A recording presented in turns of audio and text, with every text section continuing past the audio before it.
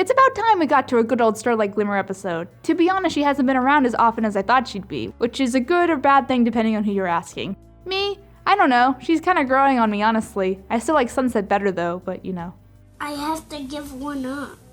Oh no. Well, either way, I think at this point we're stuck with her. Sunset's still better though. This episode, unlike the previous one concerning making friends, is what you do to spend time with those friends, and how you go about it. Starlight, being a friendship noob, is obviously nervous about approaching this, and this is the episode's summary, so why am I talking about it now?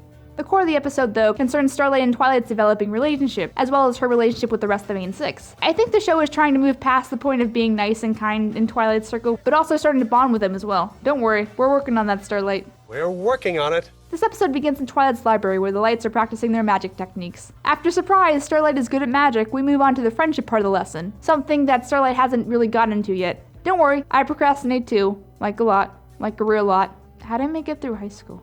Starlight then gets a brilliant idea too. Instead of following Twilight's suggestion to go and spend time with each of these friends one at a time, she just decides to get them all together at one time to do various activities. Doesn't really work. I blame Rarity. Oh, I don't know that the dusty old library has the proper lighting. Step 2. Starlight uses a magic spell. Fiducia Compellus?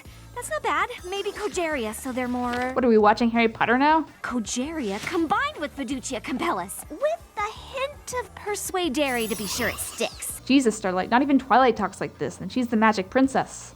Tell me, what would I get if I added powdered root of asphodel to an infusion of wormwood?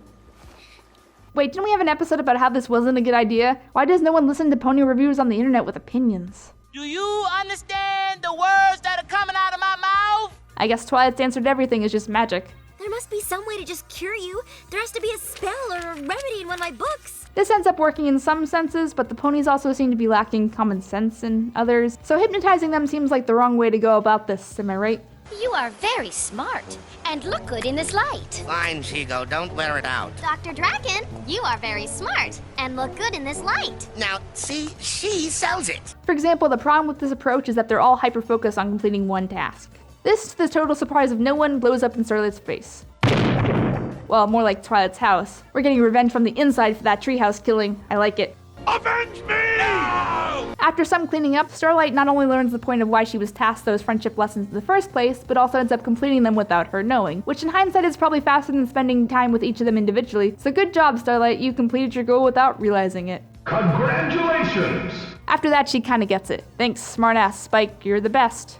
This, in all honesty, is a weird episode for me. I feel like Starlight should have known better than, mind control to get to the root of her problems and solve her friendship lessons. Something's gotta tick with her and tell her that's wrong, right? Apparently not. Just gotta slow clap that out.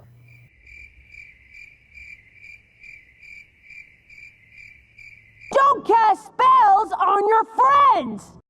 Believe me, I know. This episode is also on the verge of treading familiar territory. I don't know, it feels like we've been here before, somehow. But at the same token, Starlight making these errors with genuine intent is kind of cute of her, in a gullible way, I don't know. I find it pretty endearing. I guess as endearing as mind control can get, which is not very... Where am I going with this? All in all, still an alright slice of life episode with a focus on Starlight, if that's your thing.